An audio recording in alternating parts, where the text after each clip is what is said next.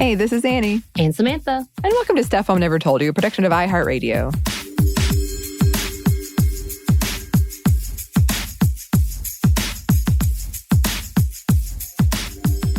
And welcome to another edition of Women Around the World. We are back for more amazing women and ladies doing some big things. And Anney, though, before we start, I do have to ask you a question. Okay. And I think we talked about this before. Yes. Did you go beyond just your local science fair? Did you at any point go into bigger competitions? I did. Okay. We didn't talk about this part then. Tell me about that. I did. I know I've discussed my spelling bee experience and my geography bee experience.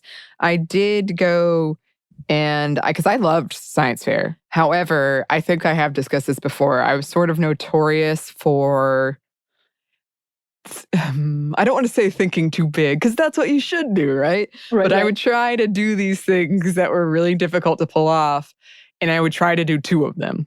So I always came with like two projects, and both of them were overly complicated in nature. And a lot of times I got disqualified for that, and I kept doing it anyway because I would just be like, I'm not sure if this idea will work, but maybe this one will. And I could never decide on which idea I wanted to go all in on. So I would do both. And then I swear every time I would have one that I was like, this is the winner. This is the one. Because they would make me choose which, okay, you can't enter two things. Pick one. And I'd always be like, okay, this one like might not perform as well consistently, but when it does so much better than the other one. And it would always fail every time. Oh, and no. The other one is the one I should have stuck with. That makes me so sad. Oh, I mean, it makes me sad too, especially because there was this one teacher who was she had a very sarcastic nature. And I could tell she was like, Anney has done it again. She can never just enter one thing. And she would kind of laugh at me every time. But it was okay. I mean, I had so much fun doing it. And I'm somebody who really likes puzzles and like trying to figure out things and like really sitting with a problem and trying to come up with creative solutions. All that to say, this is a long-winded answer.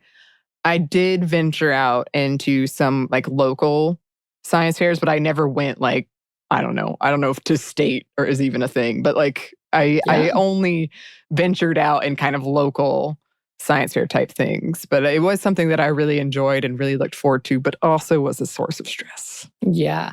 So I think I've already talked about the fact the only really good science fair project that I'd ever done was something that a teacher was like, here, just do this, and ordered it for me and sent it home with me.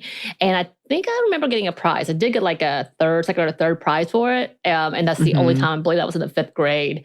So that was it was my little sprouts that I was planting and using different types of light to see what was the most effective in growth. And I can't remember. Just so you know, I don't know what the results were. You remember you won. I remember I won a prize. I didn't win it, but I won something. And I just remember it being significant. I was like, it was not my idea.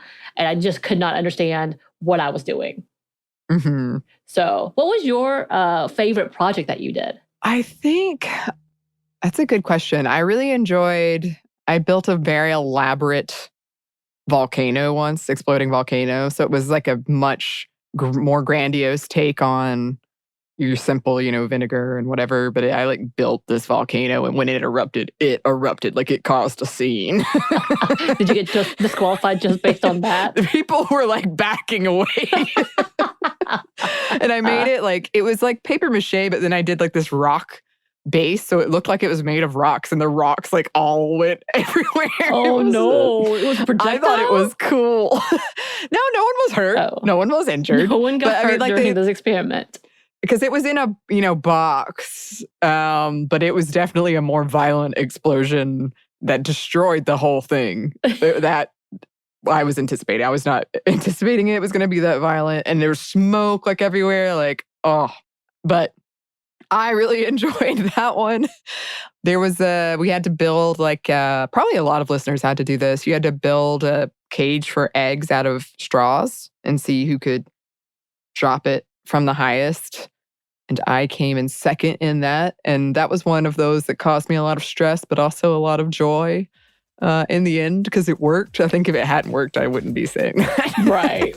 If you hadn't been successful. Mm-hmm.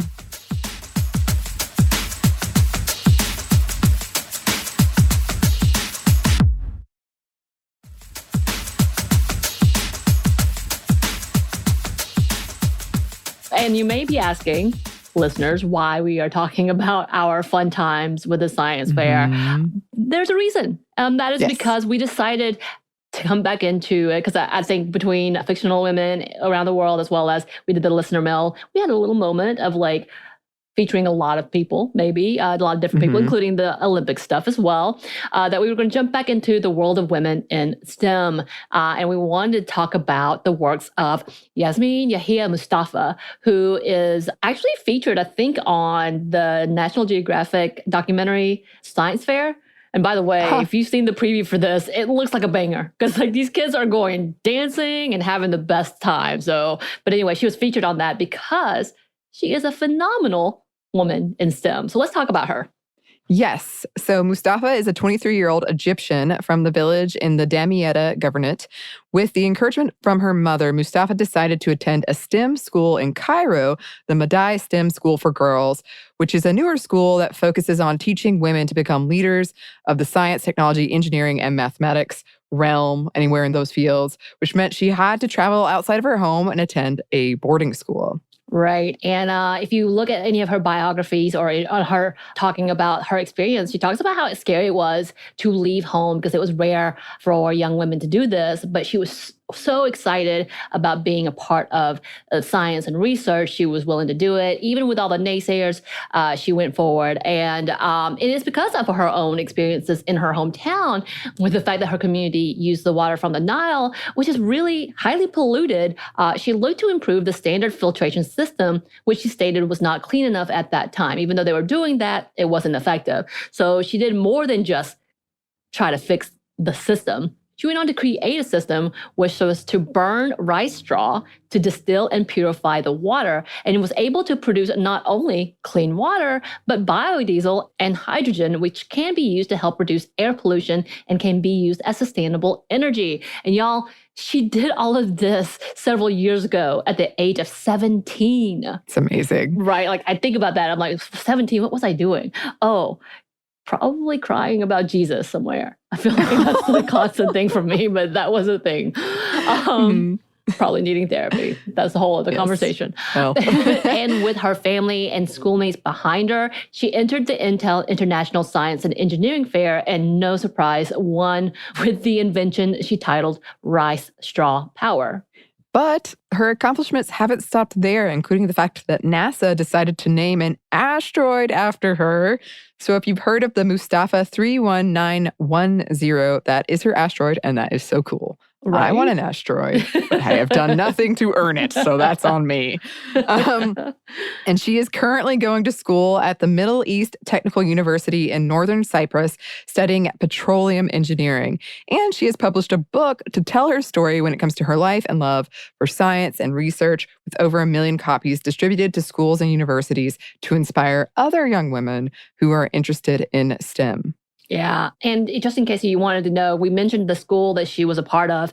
You should go and research it. There's some amazing things that they seem to be doing, including the fact that they are making sure that it's 50-50, like any of these programs are 50-50 in boys and girls, so that not one is favored over the other. So that's phenomenal, as well as the fact that they are pushing for more education in STEM and knowing that things like bioengineering are important and making changes in the community. So that's very cool. And yeah, we're excited to see all the amazing things that she will continue to accomplish.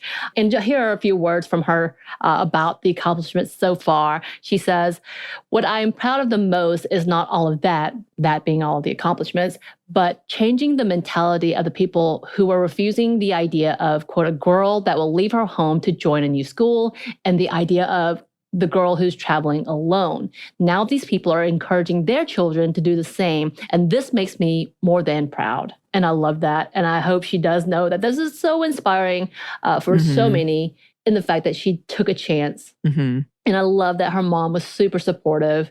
about that. And she even said, too, that her father, who had died when she was young, was someone who really instilled into her, like, being accomplished and asking questions and researching. And I think that's such a beautiful sentiment, as well as the fact that she talks about the friendship she has in this type of field and all of them encouraging each other to do better and keeping up with the projects and taking chances in things like entering contests when you think, oh, this is an international contest, I can't win.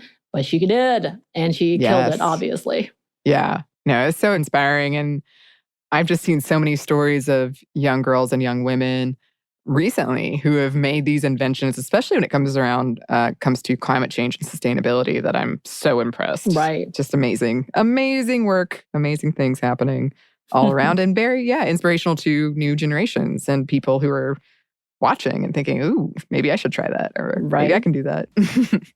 Well, as always, listeners, if you have someone you would like for us to focus on in these segments, you can email us. Our email is stephaniamomstuff@iheartmedia.com.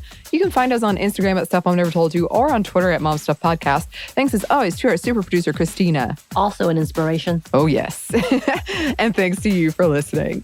Stuff Mom Never Told You is a production of iHeartRadio. For more podcasts from iHeartRadio, visit the iHeartRadio app, Apple Podcasts, or wherever you listen to your favorite shows.